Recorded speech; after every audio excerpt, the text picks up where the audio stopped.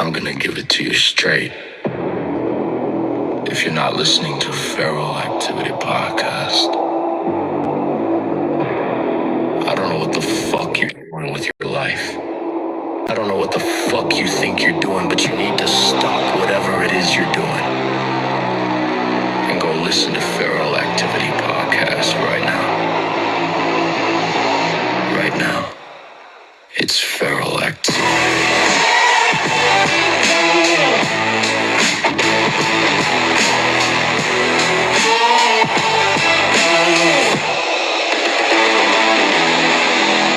I'm gonna give it. Hello, everyone. Hope everyone is having an amazing whatever day it is that you're watching this. If you're on TikTok, this is the only platform where we're going to be doing these podcasts live. And so if you're on TikTok, you're listening to the podcast as we're recording. If you're not, and you're listening on Spotify or YouTube or Facebook, well, thank you for listening and being here and supporting us. If you haven't yet, subscribe, like, share to one of your friends. Today is kind of like a part 2. Our first episode, we had a lot of questions from him, and we actually didn't finish asking them. And so today, that's why we're here, is because we're gonna ask her a few more questions, just kind of talk about a lot of different things. You're not gonna be hearing the monarch this time unless he pops in randomly. But I'm your one of the hosts, the Ice Queen, and Lorinda is the Cactus Queen, and so you'll be hearing me and Lorinda and Hoosier Girl, and of course Mim. Shadow might come in. We're hoping Lil Sinner might come in a little later, but for sure we have some questions for her, and we definitely wanted to have them answered. But in the meantime, while we wait for them to come in and just be part of this amazing experience, I'm gonna go ahead and let Lorinda. So how was your, let's talk about the first episode. How did you feel about it? Well, I thought it was awesome. We're waiting on Mim right now. I liked it. What did you think? I thought it was good. I thought we flowed pretty well. I think it's mainly because, we are on live all the time with each other. And so I think that definitely helped. And so it's definitely a plus that we're on live all the time. And so we kind of just go back and forth, and Callie, who's your girl? Mim, if you are in here, we are waiting for you to join. Yeah. Let me see. Let me see if she's on my side. Okay, so Callie's here. How dare you? No, it's okay. Hi, Callie. I was very, very good about it last episode, but this episode No, you're fine. I don't care if you go back and forth or just go by one. I really don't care. It's fine. Well, I sent an invite to Mim. Is she on your side already? Yes. Oh, okay. There she is. There. Hello, Mim. Hello. I had to go do things. I was watching Dexter's live because he just finished his scorpion drawing. Oh, did you get a screenshot? Shit, no, I should have done that. Hold on. Let me. I don't know. I don't think I can go do that without. Look, all of us are like, we want to see. I don't think I can do that without. Okay, I'm gonna try and do it on my phone. If I get kicked out of the box or whatnot, I will come back. I slipped up. I wrote in the basement of Dexter's live. Mm-hmm. I wish that I had 0.2% of his artistic abilities. All right. And so can I please purchase that? Can I purchase that, please? And I got a message from him going, "You said please to me." Oh. I'm like, shit because, like, on Discord, my name is Dexter's favourite slip-up because I've made him slip up quite a few times. And I actually slipped up in his live and said, please, this is no. We'll be seeing Dexter at the wedding. Oh yeah. What? What? Yeah, he's my date. Oh, wow. I talked him into it. I don't know how I'm going to talk him into a black tux, but we'll figure it out. Well, Monarch was like, I don't know who this guy is. I don't think I want him at the wedding. And I'm like, well, you don't get to decide people's plus ones. So that's why that happened. Because he wasn't going to have a plus one because Monarch didn't want him to have a plus one because he didn't know who he was, apparently. I'm like, I think you know who Dexter is. Dexter's lovely. Well, hopefully we'll have him on the podcast. He seems lovely. I guess I'll find out at the wedding. Well, In person. He's part of the people that we, get the chance to get to know here on TikTok, and so I wouldn't mind him being at the wedding at all. So I want to be at the wedding. It's the weekend of May 1st, so okay. We haven't set a date yet because he thinks that Sunday they will charge us less, and then I thought I remember seeing the package that they're going to charge us more for Sunday, but we're going to figure out all the logistics, and once we get like the actual address, the reason why things are always more expensive on a Sunday is that whoever like you for the employees and stuff is that they're supposed to get what you call double time, which is in the pay rate. That's why it costs more. Oh, you see, then I was right. Monarch said that he thought that it was the same as Saturday. I'm like, no, I think Sunday was. Well, like how it works here in Australia is like for the weekend you get your weekend rates like pay, and Saturday is time and a half. So like through the week it's just time. It's just your normal pay rate. Saturday it's time and a half, and Sunday it's double time. So question, do you charge more for your clients that they want on Sunday? Yes, I do. And I also pay my employees the same rate as what the award wage is and stuff like that. But I pay them a little bit more because it is a weekend. So if you're coming in and you're working on a weekend, then you deserve to be paid on a weekend rate.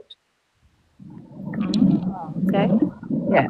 And if the client wants something on the weekend, then they have to pay. So I've got to cover wages as well. So I've got to make it worth that I'm making a profit, but also for the fact that my employees get a decent wage for working on a weekend. Of course. Yeah. Well, everyone, welcome back to Feral Activity Podcast. This is part 2 with Mim because there were some questions that she did not answer because they were not asked. And so we had some of the people on the panel that still had some questions for her. So we decided let's do the part 2. Lorinda's one of the ones that had her and Lil Sinner had some questions for her, and so go ahead, Lorinda. My question's about subspace and being dominant at the same time. So when you go, I can slip into subspace. So that's why this is interesting question to me. So when you're like I said, have a dominant personality or a bratty personality and go into a subspace and they're stuck there, how would you get them out of it? Okay. Well, I suppose everyone has heard of the aftercare, but it's also about during that space as well, depending if it's just like a private session or I have recognized that you're in that space.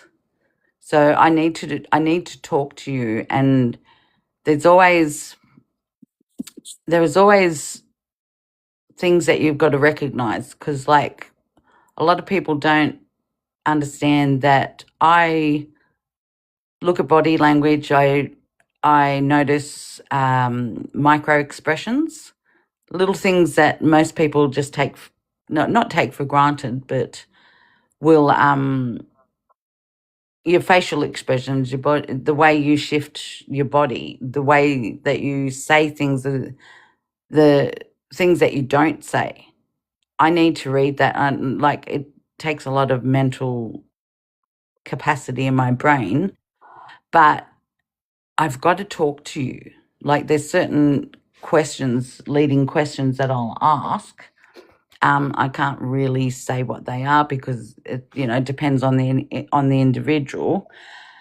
But a lot of people take from that session and they can't switch back into just their normal persona, and it can last for weeks at a time. That's the same thing that I was talking for myself, of switching from the madam to just my normal personality. And I have to take a lot of time. It's a lot of quiet space for me. Sometimes with being in that subspace, it can be quite, how would I put it? Mentally challenging, because sometimes they want to stay in that space, and you've got to know and understand why they do it. It's a very psychologically interesting to get them past their bratty stage back to just being, let me use your name, Lorinda, as an example of just being everyday Lorinda. Because what I have recognized with you is that you're very much a huge personality. I love your personality, and you've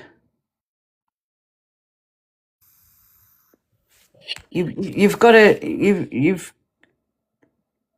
to take everything, like the environment, the day, the time, to understand why this person wants to either be in the bratty part or subservient. How do I put this? You've got to, or you don't got to, you have to ask so many questions.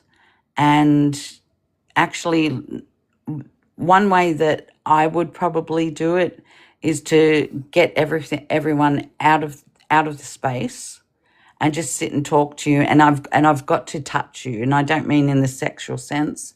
I mean just, human contact. Okay. Because your vibe is going to be in a very, like, say, the subservient type.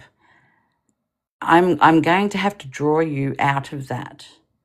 And there's going to be a lot of eye contact, especially with a sub, where they don't want to look you in the eye. And, because it's the natural part of having their eyes lowered because of the stance that I have with them. And it can be very emotional for them, because you're pulling them out of a space that they have allowed for themselves, and you need to pull them so slowly out of that, because it can really, excuse my French, fuck them up psychologically and emotionally. And I have to respect their the way that they want to be approached. Does that make sense to you? Yeah, it does. Yeah. And like, for example, like a parent and a child, is when a child is chastised. And you don't just let, or for myself, being a parent, I don't just, chastise my child and then just walk off. I watch what they do. I watch how they react. I watch what they say, what they don't say, everything. And it's the same in the subspace as well, is that to draw them back to being themselves, I've got to make sure okay, hang on. For example, when you go into a hospital and you go under a general anesthetic and then you have your operation and stuff, and then they bring you back out of that anesthetic, so you're all dopey and kind of trying to get a clue. Yes. It's basically the same thing as I've got to do. Yeah, that's what it feels like a little bit. Yeah. Yeah, because you've taken on your subservient personality, and you want to please the dominant or the madam, the master, whatever. We can't just snap you out of that. That is disrespectful, and also can psychologically really fuck you up. So we need to draw you out of it as much as when we first drew you into it.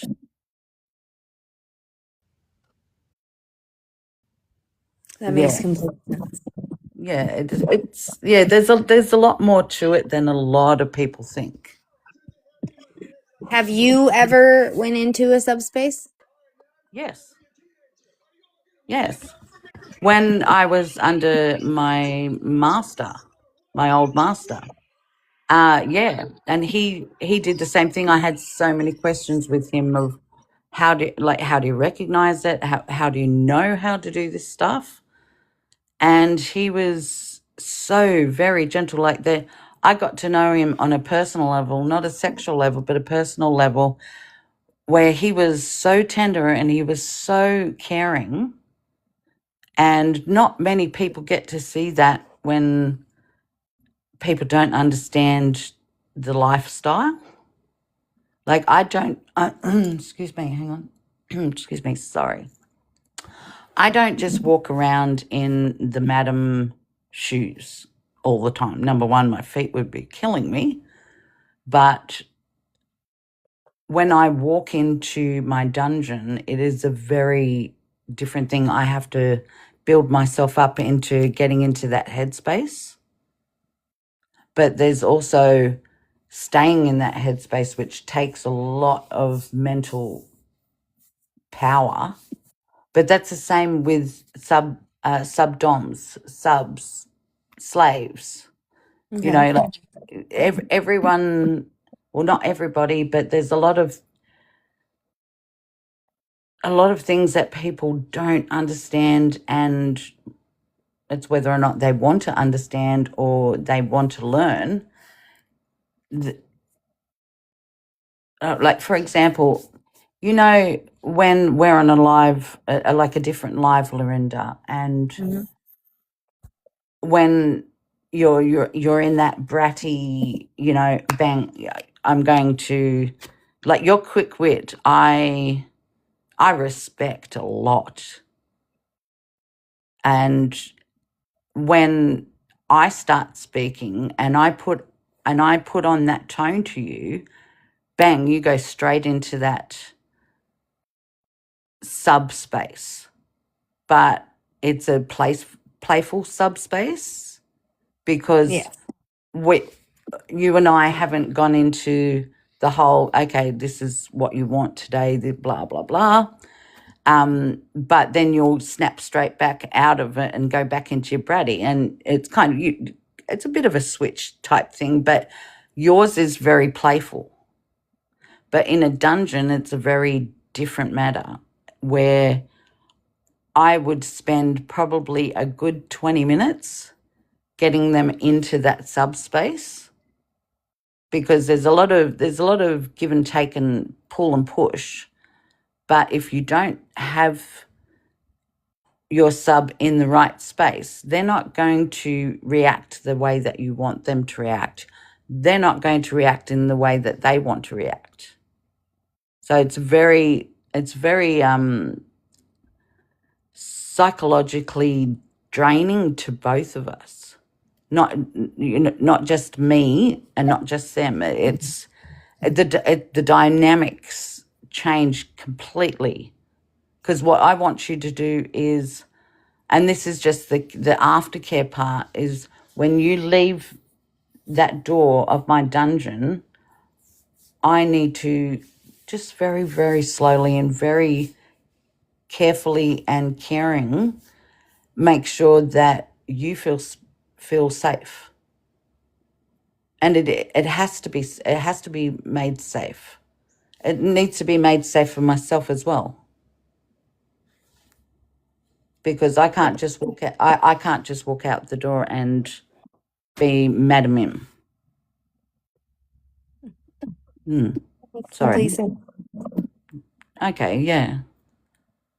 Is there any other questions? When you finally walk through your door, like you said, is it kind of like taking your bra off? Is it like that kind of feeling at the end of the day?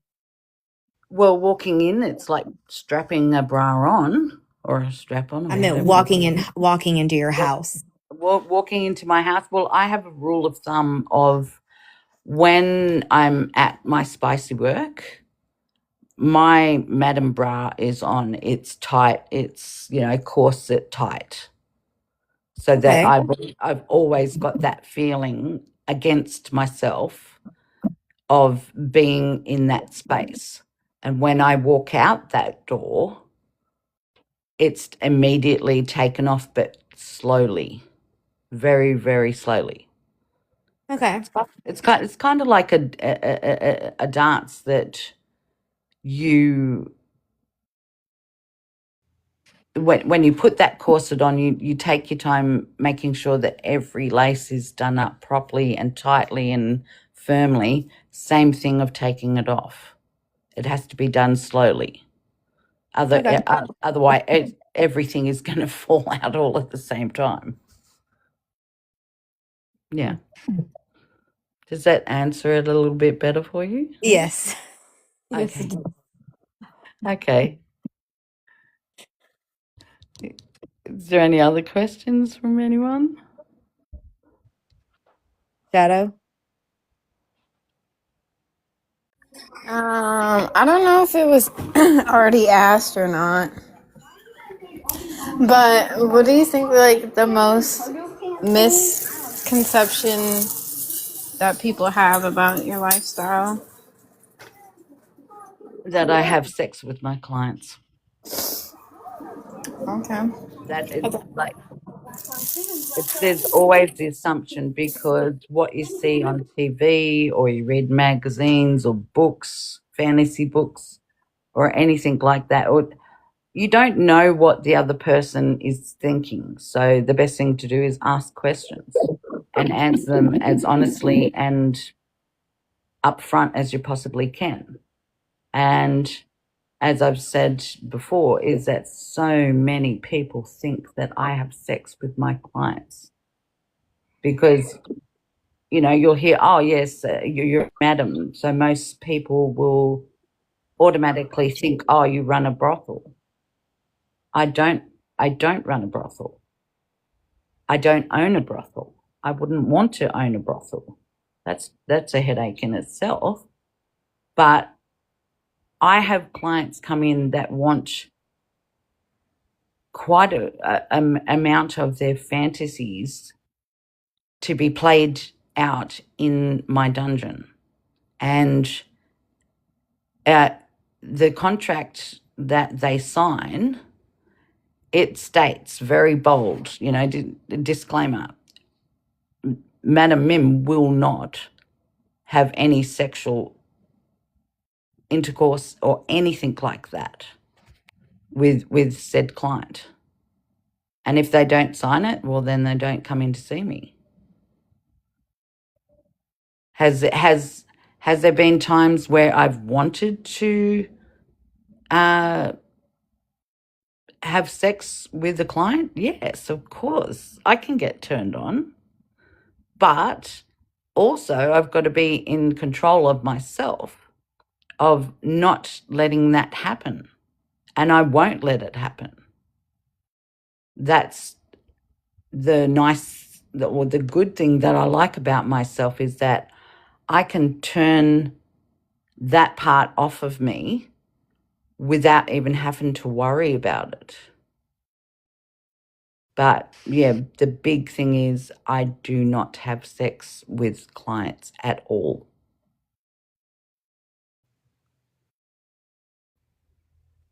I think it is a misconception because, like, like the movie, 50 Shades of Grey kind of thing. And movies, I think it doesn't help because it happens in the movies. And so they're like, oh, if it happened in the movies, and that's their only, their only perception of what that is.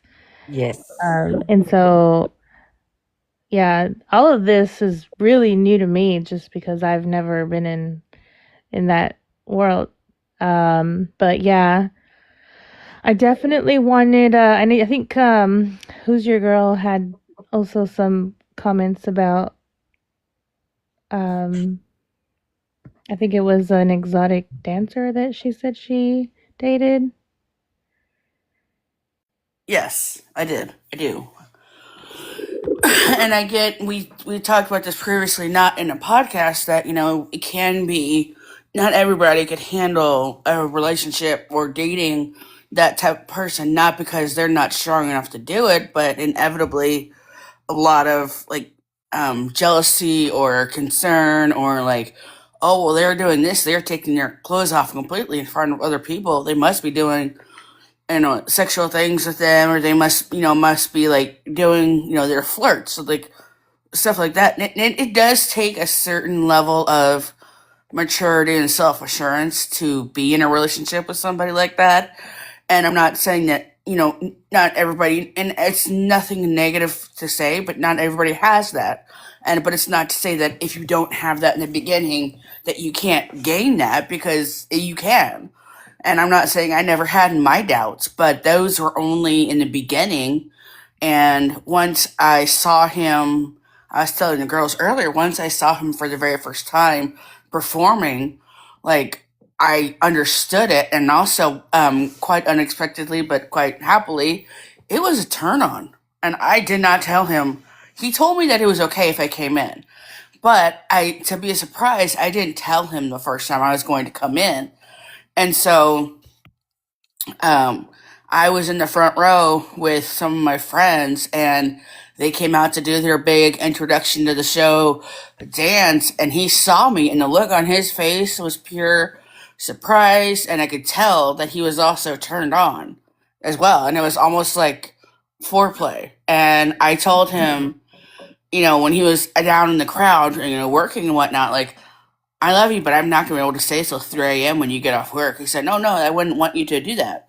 And he's like, but when I get off work, I'll call you. And he did. And he came over, and we ended up having some of the best sex we've ever had, because we were both so turned on by it. And he's like, I love that you kept it as a surprise. But I'm going to get you back. And he did. He did. He definitely did. But it does take a certain level of self-assurance and maturity. And I'm like, I don't care that you do that as a job. But my only concern is that it doesn't go beyond that innocent flirting. And there's bound to be women who want to do that, who are going to suggest something. My concern in that moment is that you tell them that I will happily, innocently flirt with you anytime you want when you come in and are a patron here at the club. But I have a girlfriend who I love dearly and I'm highly dedicated to. And if you continue to do that, I'm not going to be able to talk to you. Or if I see you here when I'm during the show, I will not interact with you. As long as you tell them that, I'm fine. I don't care. It's also like, if I see one of my clients when I'm just out every day, my own thing, I have to quietly take them aside if they approach me and say, this is just me. This is everyday me. What happens in the dungeon stays in the dungeons. Basically, that's saying, what happens in Vegas stays in Vegas. Mm-hmm. Same thing. I don't break privacy and confidentiality at all. Right. But me being me, just out and about in everyday life, if I see that you're being a cheeky little bastard, I will give you a look, and you will know that look. Yeah. I'm not going to make you get on your knees or, call me madam or whatever. Mm-hmm.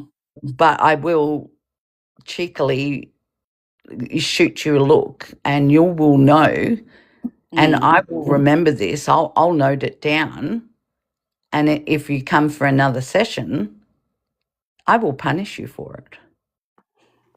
But if somebody that has been in your dungeon before and sees you out, like if they just want to come up and say hi, and that's it, and then walk on, like will you stop and say hello to them and then move on, or will you be like avoid them?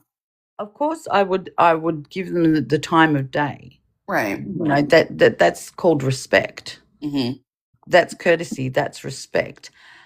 But also, on saying that, it depends on the situation. Like if I am with my friends or my family and stuff, Mm-hmm. my family don't know what my spicy job is.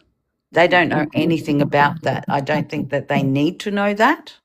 If Right. they ask, I would tell them, but it would have to be up to me Right. to tell them, because I have 5 children. Only one of my children know what my spicy work is. And we've talked endlessly about this. And that's my daughter. My sons would not understand at all. Like I just would not tell them, because number one, it's not going to affect their life. Right. But also for the fact that I don't think that they would be ready to hear what Mummy Dearest does as a spicy job. Right. And that would coincide with, they would, how would you put it? I think they would assume too much, but then my sons are the type of people that are very protective, and they would probably hunt down anybody that would come into my dungeon, and that's what I don't need in my life, and that's what my spicy work is very, very separate to my normal everyday life. Right. Yeah. How did your daughter or daughters find? Did they find out about it? Did you tell them? What was their initial reaction? Were they freaked out, or were they like, okay, tell me more? The relationship that I have with her is very much, she's a mini me. Okay. So I told her, like I said, there's some things that I'd like to talk to you about. Mm-hmm. And when I told her, she was like, damn, Mum.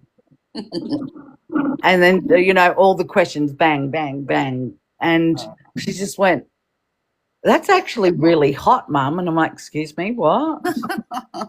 But she's like, it seems that you enjoy this. That seems that's like a part of your personality. And she goes, go for it, ma'am. Well, not ma'am, go for it, Mum. Yeah.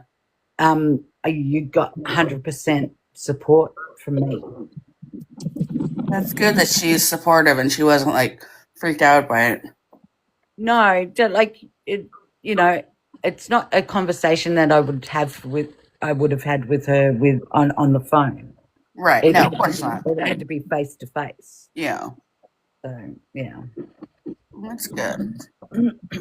Have you ever had a case where, say, a married man came to you and signed everything, and then his wife found out, and was like mad or what? Like, have you ever had some kind of altercation that was negative because the other person found out? And have you ever Yes, had? yes, I have. Yeah, I like to take them away from that spicy work environment.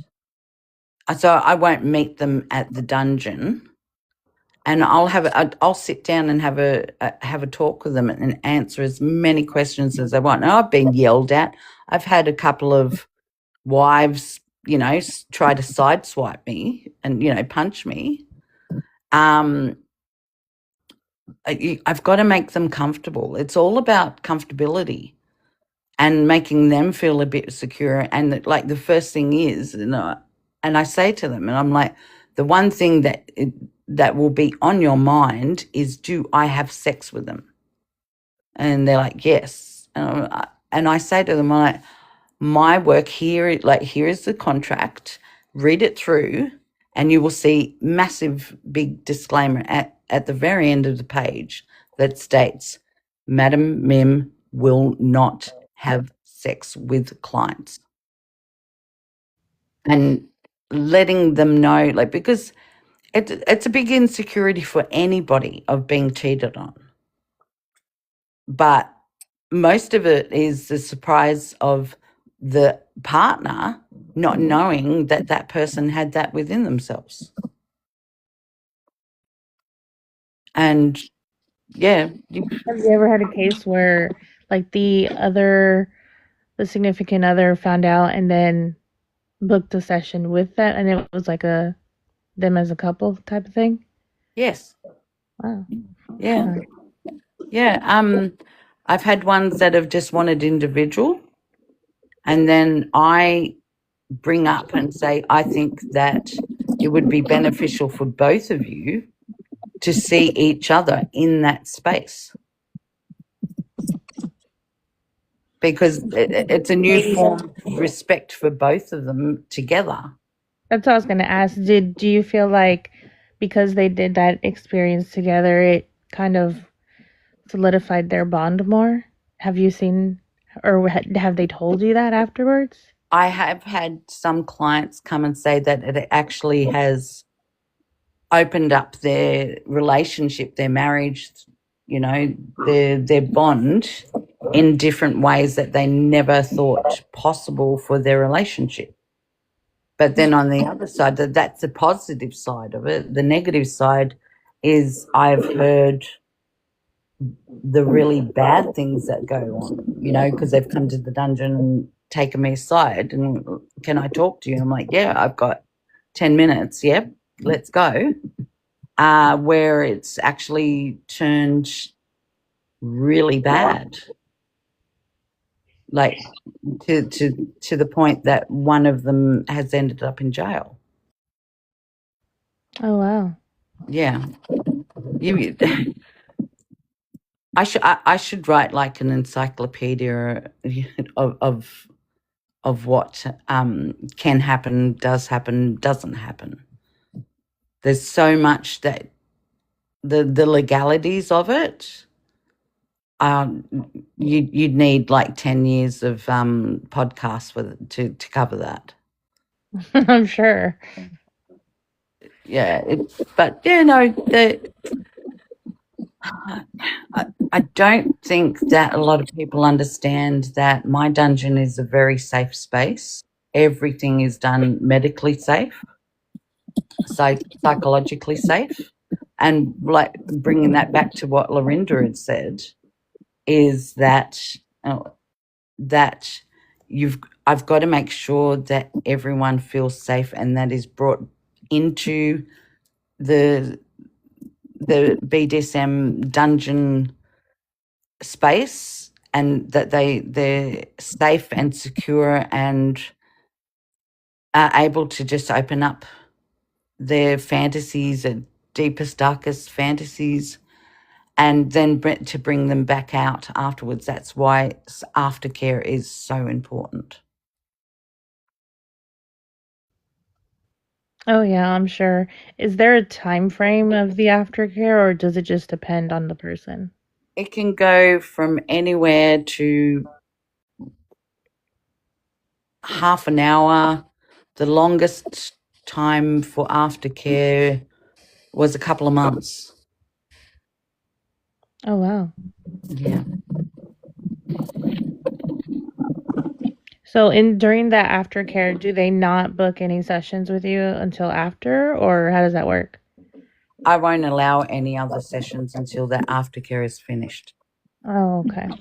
Yeah. With that individual, not with other clients, but with that individual, I will not have another session with them until they come out of that aftercare safely.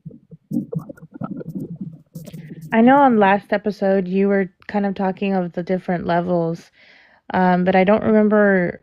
I'm not sure if you explained it or not, but how do you know that you went up a level or down a level? How do you know?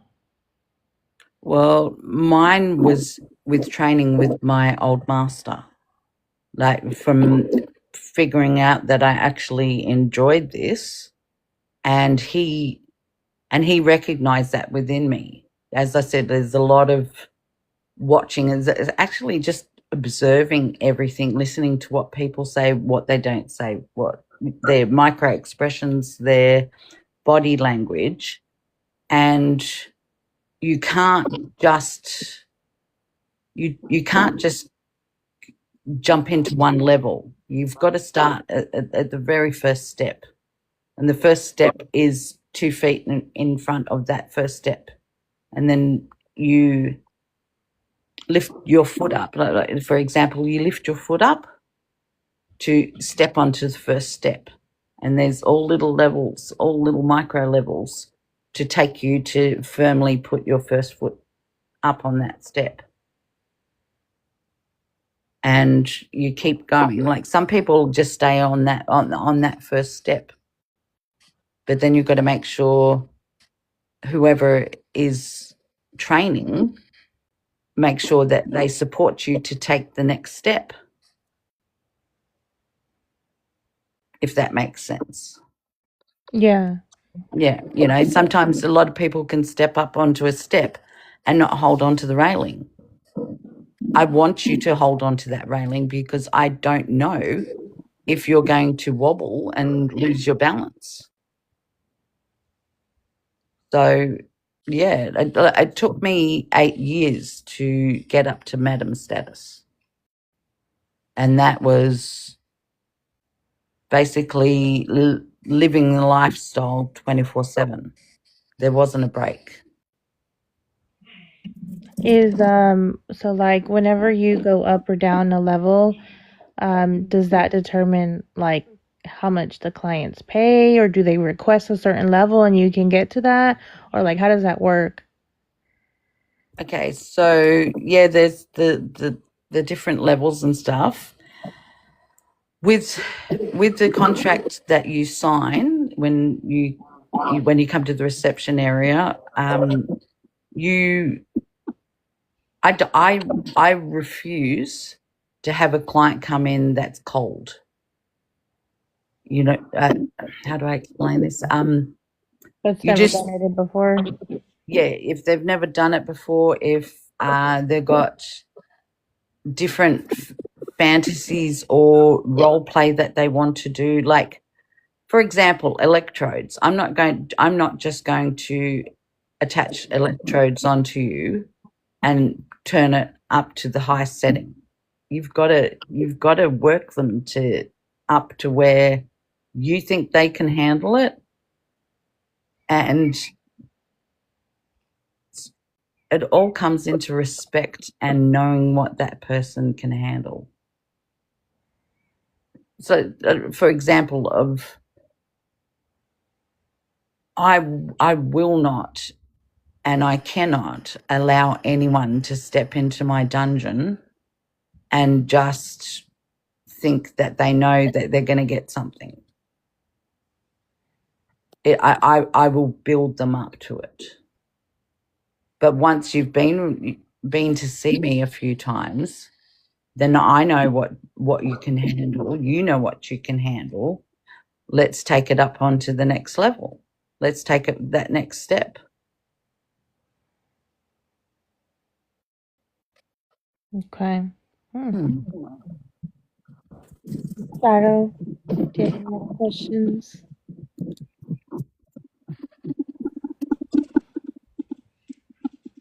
I have one, I think. Have you ever had somebody like when you're doing the contracts beforehand and whatnot, have you like do you cover like if you have any like medical conditions like a heart condition or anything like that? And if somebody does have something like that, how do you handle that?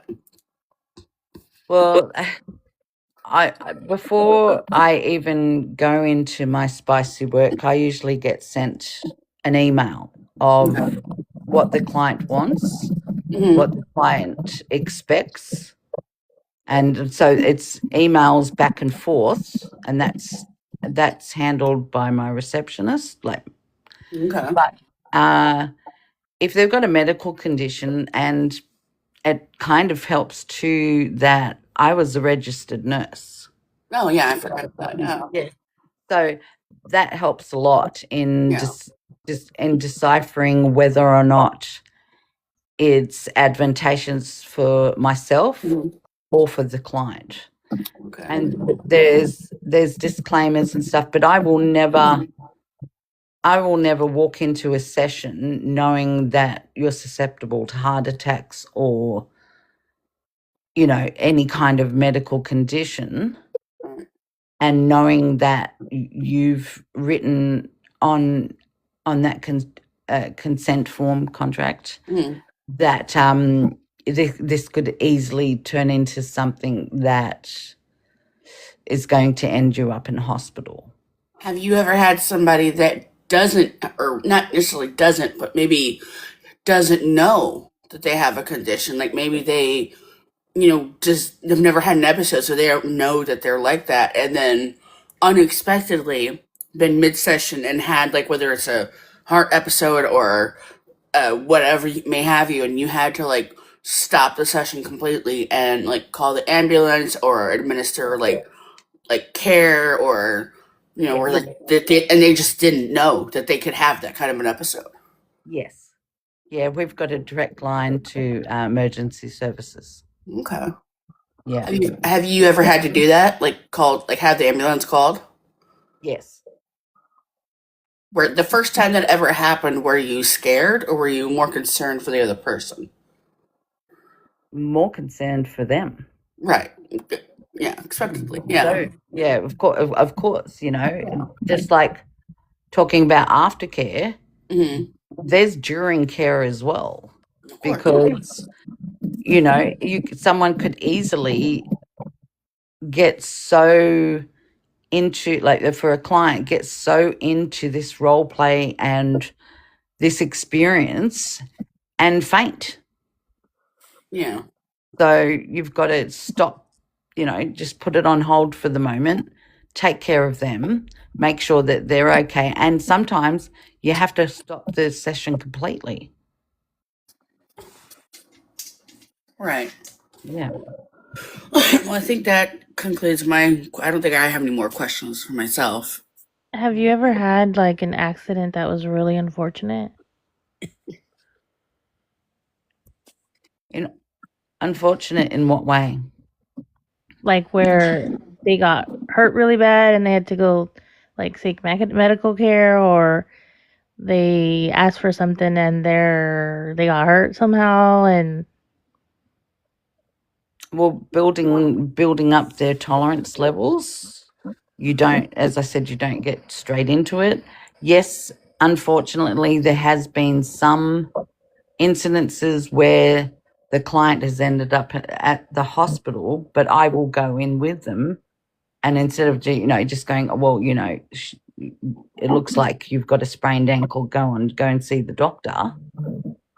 There has been some unfortunate things which have happened, like, for example, blood play, and the client has moved while I'm cutting them, and the cut's gotten a bit bigger than it should have. So you've got to. I will take them to the hospital for them to get stitches. and stuff, but trying to explain to a doctor what has happened and why it's happened. I like the legality of it is I could have my ass sued. So I've got to make sure everything is covered legally, financially. My insurance levels are huge. Oh, I'm So sure. I've got to make sure that everything is done. Like have a lawyer. That's why the consent forms, everything is anally retentively legal. Have I been sued by some clients? Yes. Oh, Have I absolutely. been out to some clients? Yes. Even though they signed the contract, like, knowing what they're getting themselves into. Mm-hmm. Dang. Yep. There's always that. Why do you think they have insurance for? Yeah. Like my insurance cover is astronomical, but the only reason it's there is to cover myself, but it's also to cover my clients as well. So it's not just a selfish thing. Oh, yeah. So as I was saying, the assumption, oh yeah, you just go and, excuse my French, go and fuck your clients. No, I don't, because I don't know if they've got something. You guys don't know if I've got something. Yeah. When, for example, this is very earlier on. I didn't even know I was pregnant to my husband at that stage, and there's certain things that takes a lot of energy and a lot of physical energy. Like that's why I'm always at the gym, because I have to go to the gym to build up my muscles and my tolerance levels, so that I can make sure that I'm at my best ability. Like I can't give 100%, but I can give you 99%. Yeah.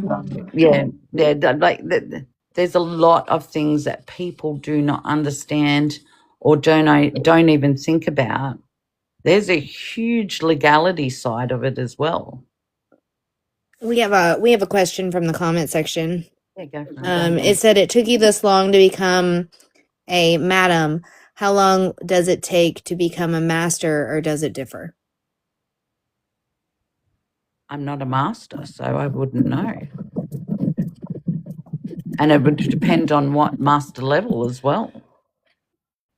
How many levels are there?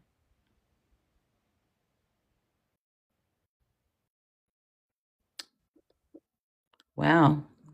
I actually have never been asked this question before. Oh, how many levels of master there are? I honestly, I wouldn't know, because I'm not a master. Mm. Well, how many levels of in yours are there? For madam? Yeah. Hang on, give me 1 second. 5? Oh, wow. Okay. What level are you? 4. Oh. Oh. Well, Little Sinner, she made it. She had some questions for you as well. Okay. We didn't get to them the last episode, and so definitely wanted to give her the opportunity to ask the questions that she had. So go ahead, Little Sinner. Thank you. And now, of course, I am blanking on the questions that I had. That's okay.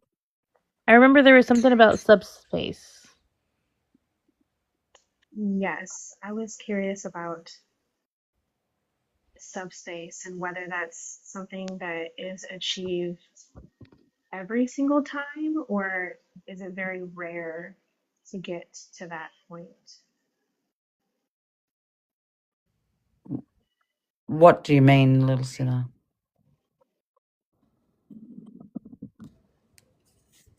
Um, I don't know if I'm using the right word. I think she's meaning to say that they're when you go into a subspace, does it happen every single time when you're with that person, or does it differ? No, it doesn't happen every single time. Like as I said before, is that you've got to build up to that, and it becomes a very personal thing to get to that level. And if you've got a good madam or a good master, they'll recognize that and they will help you explore that within yourself. What happens if a person just naturally goes into a subspace every time?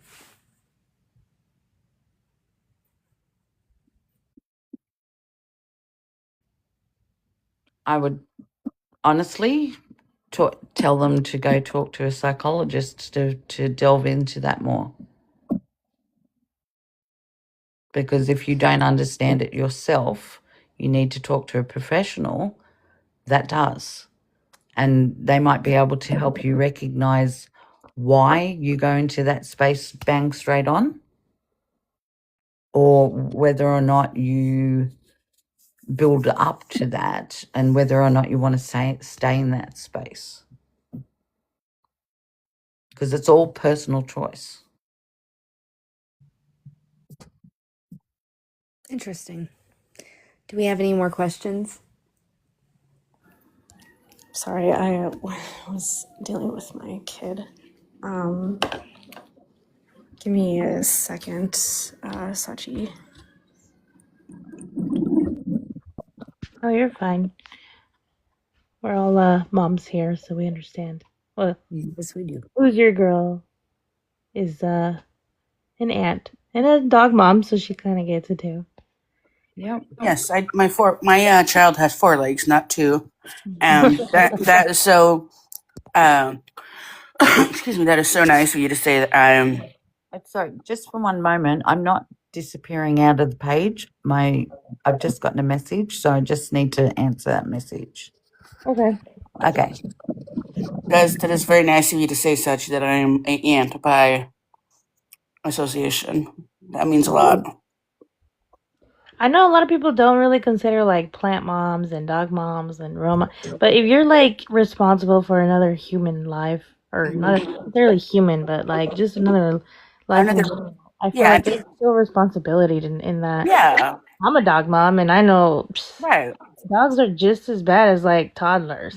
right. Like, Well, especially all throughout their life, but especially when they're younger, I feel that it's a different kind of mom for sure. Obviously, I didn't give birth to her, but um, a lot of people, oh, well, they're not dog moms. So then I'll ask them, like, okay, do you consider somebody whether it's a dog or a person, that they look to them for, food, for taking them to go to the bathroom, for teaching them things, for caring for them, loving them, being there for them every single day? What do you call that person? A mom. Okay, well then that's what I am to my dog. When she looks for her mama, she looks for me. nope. And I've actually opened up people's eyes that were once, like, dog moms don't count, pet moms of any kind don't count, and like, you know what? You're right. I was wrong. I now feel different about it. Like, a perfect example is, granted, my dog is a stage 5 clinger, but I love it. I've been over at my parents' house, and my dog will be on the couch next to me asleep. I'll get up to go do something, whatever it is, and my mom has said she will wake up, look around, not see you, and start crying, like whining, and then she'll jump up and run off to find you. But And we do want to take a moment to appreciate everyone that's come on. This was a last minute part 2. We had some questions from him that we didn't get a chance to, and so definitely wanted to take this time to appreciate each one of you guys. I know mostly if you have any questions, definitely put them in the comments. We like to be interactive with, since this is the only platform where we're going to be doing the podcast live. And so we definitely want to give you the opportunity. If you have any questions, definitely put them down in the comments on either side. And we will definitely ask them. Don't be shy. I don't bite unless you ask. I have another one, ma'am. Yes. How do you build trust and consent in a session? Or work towards it, I should say. You I know it start takes. you start at the very beginning. You start from the very bottom of talking to them. As I said, like for the contract / consent form, and I don't just walk into my dungeon with attitude plus, although it can be fun. I command a certain amount of space. Like how would I put this? It's an energy that you're going to feel when you're sitting in a room by yourself, and then I walk in, so that you know that I'm going to own that room. It's my room. It's my dungeon. It's my equipment, my playthings, and I'm going to come over to you and put my hand on your shoulder. Or even sometimes I don't even have to give you physical contact.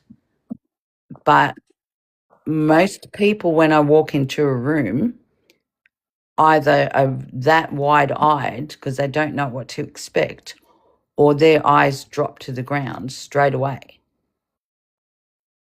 And I can recognize to an extent how that session will start. And most times in a very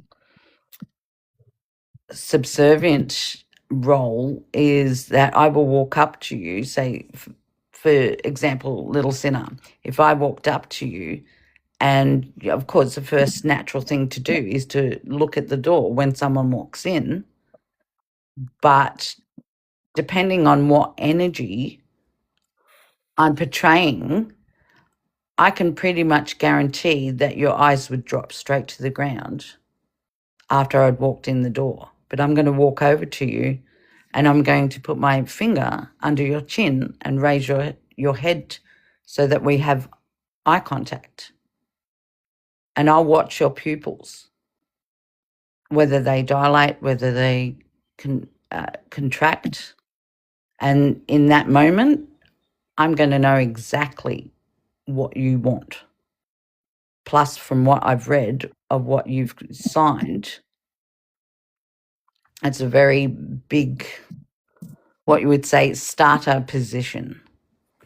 And then I'm going to very, very, very slowly take you to the level that I think that you will be able to handle. And it may just not even be, it'll be a draining session, but you're going to find out stuff about yourself that you didn't even think that you knew was inside of you.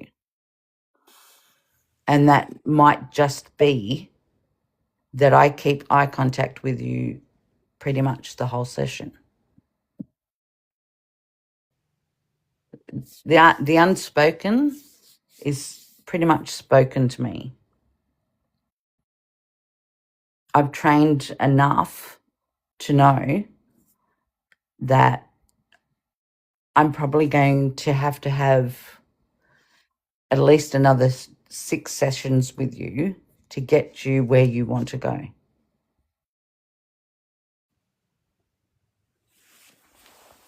But in those sessions, I might bring out of you something that I've recognized that you didn't even know about yourself.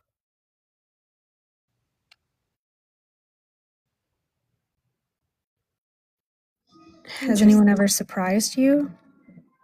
Oh, hell yeah. Hell yeah. the last person that surprised me, we ended up in a 13-year relationship because they came in first session, thought they were a bit bratty and a bit, thought they had all that in a bag of chips. And I recognized something in them. I had, I think it was about 10 sessions until I just went, you know what? Don't worry about the money. I want to see you outside of this dungeon. 13 years relationship. Mm. See, it can happen. It can happen. It does happen. But it's all about mutual respect as well. And what a lot of people don't understand is that as much as it's my space and it's my dungeon, and what goes and what I say goes, the client basically has the control. As much as I have control of my space, the client has control. And my respect for them is to show them that there's nothing to be afraid of, because I will help them get past being afraid.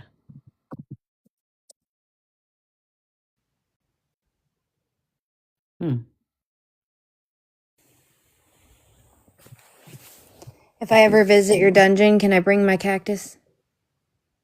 Of course you can, Lorinda. And I think in a previous live is that I went to a garden nursery and bought a hell of a lot of cactuses. I love being an inspiration. You are.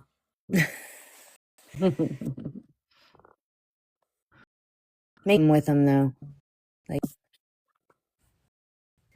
If it's on the consent form, I'm going to call them all Lorinda.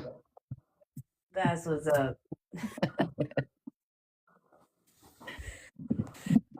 Do we have any more questions for the wonderful Mim? I have one more. Go for it. Have you ever had someone go past a boundary? One of your boundaries, I guess. Yes. How do you And handle it? instantaneous end of session. Bye-bye, see you later.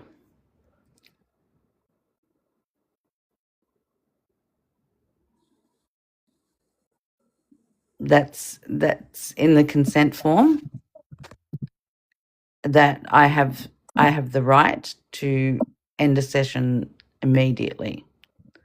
But on saying that, they have the right to end that session as well. No ifs or buts, nothing. No, I don't have arguments or anything. It's just like, no, end of session.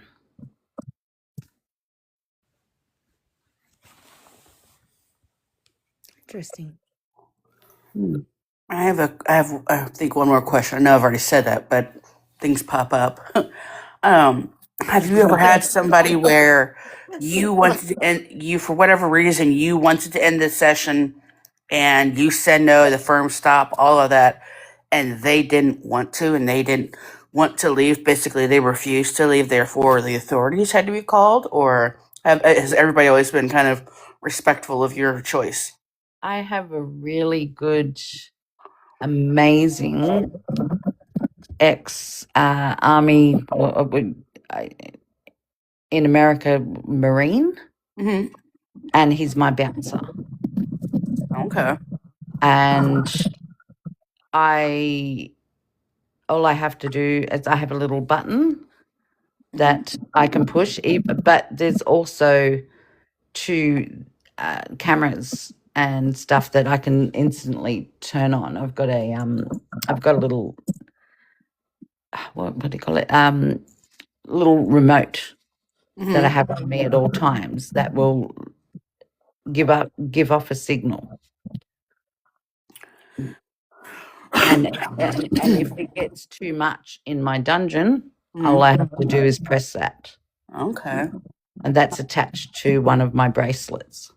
That's good that you have that. Has you ever had a client like mid session for whatever reason, like try to like physically attack you?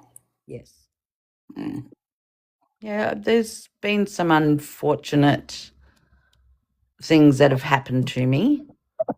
But yeah, the authorities get called and stuff because where my dungeon is, I know the police station, so yeah. Okay. Yeah. It's as we were discussing before, there's so much legality that has to be covered. Right. And I make myself known to I made myself known to the local police station so that they know that it's, it's all on the up and up. Okay. That's Mm. good. Mm. We have a question in the comments. They said, have you ever had anyone become completely obsessed? I'm guessing with you. For myself, have they been obsessed with me? It's like stalkerish type I'm scenario. I'm guessing that's what they're asking. Yes. Yeah. Yes, I have. And it to the point where I've actually been uncomfortable, where I've shut down my dungeon and I haven't gone in until I feel that it was a safe environment for me as well. I suppose this live, what would be the worst that I've had? Yes. The worst would be that, and I'm not going to name names because, legalities, is that I got attacked and they used some of my equipment on me because I wasn't able to have my bouncer come in quick enough. So I ended up in hospital. Sorry. No, go ahead. Yeah. Did that deter me from wanting to go back into my spicy work? Yes, to a certain point. But I'm not going to let someone's stupidity and selfishness and how they approached it put me in such a space where I'm not going to do the things that I like to do and that I love to do. It takes a lot of mental strength. Can it be scary? Of course it can be. I'm a human. I have feelings. I have thoughts. I'm not a robot. So of course, it scared the living shit out of me. But on saying this, I worked on myself enough to be able to go back into my space and make it my space again. It took a lot of mental cleansing to do that.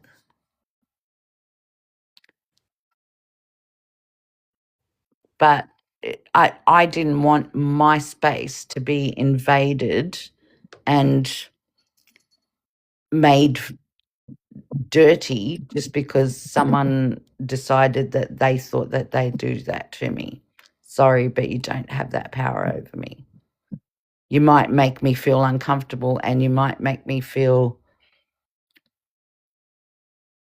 that I shouldn't be doing what I do, but my mental space is a hell of a lot stronger than they probably thought it would be.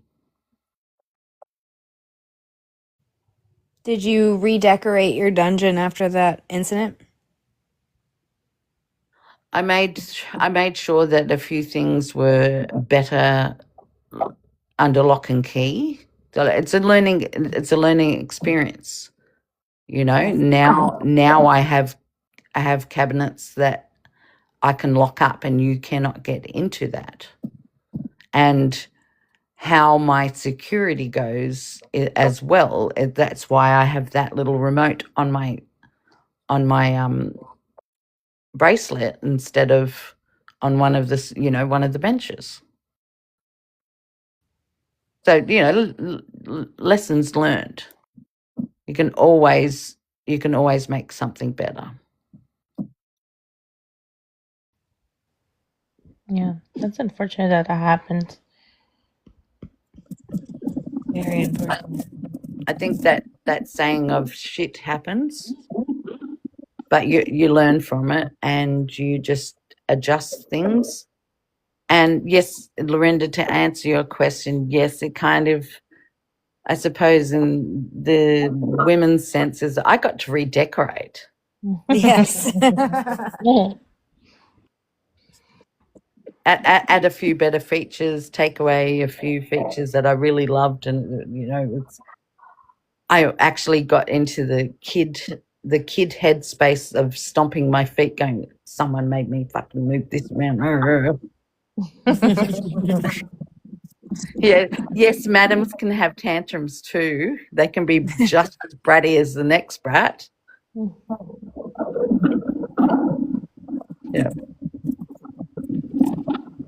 Well, ma'am, we appreciate you answering all of our questions. I'm sure there'll be many more and many other podcasts there, but I'm not going to overtake or dominate, although it might be fun, but no, I don't want to dominate this space because there's other people's feralness that needs to come out too. And I would like to sit there and be able to just go, oh, interesting, because there's so much variety of feralness that this is a safe space. So I want to know about other people's feralness as well. Oh yeah, we have quite a few guests lined up. We have Awesome. our next episode is probably gonna be I have to double check with her to make sure that it'll be her. It's either gonna be a corn star or a wonderful lady. She's actually a masseuse, and she lives in a nudist community. So I'm excited to definitely, have wonderful guests and answer all of our questions just as lovely as you have. Because I think for us, it's kind of like a glimpse of, a day in your life type of thing. So, because a lot of people don't really understand certain things. So, I think it's pretty cool that we get to ask to kind of get a glimpse of what it's like. Yeah. And can I just say, anyone that wants to send me a message, go for it. But realize too that just because you ask a question doesn't always mean that I'm going to answer it. But if I can and I choose to, I'm more than happy to answer questions if it doesn't get covered in this podcast. Oh yeah, for sure. That goes the same for any of us. I think that's why we created this platform and this podcast is so that people could interact. If you want to be on the podcast, the email that you need to email is thecactusqueen69@gmail.com. We have a few guests lined up, but we can definitely add you to that guest list. Ladies, do you guys have any last words before we close out? Nope. Thank you, ma'am. Yep, except for thank you, ma'am. You're more than welcome, my lovelies. Yes, once again, thank you for being open with us and sharing your stories and things that you've gone through. Not very many people are open to share, especially probably in your line of work. So we definitely appreciate you for that. So definitely, if you haven't subscribed to our YouTube channel, it's Feral Activity Podcast YouTube channel, and you can also find us on Spotify. Once again, I'm so sorry. Oh, Sorry. that's one of the noises that you'll hear if you're on TikTok. So once again, TikTok is the only platform where we're going to be doing these episodes live. And so if you have questions, follow us on TikTok so that you have that ability to comment and ask the guest some questions.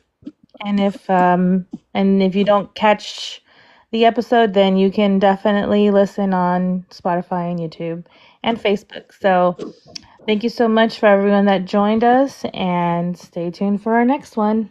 Goodbye now. Okay. I'm Bye. gonna get you straight. If you're not listening to Feral Activity Podcast, I don't know what the fuck you're doing with your life. I don't know what the fuck you think you're doing, but you need to stop whatever it is you're doing and go listen to Feral Activity Podcast right now. Right now. It's Feral Activity.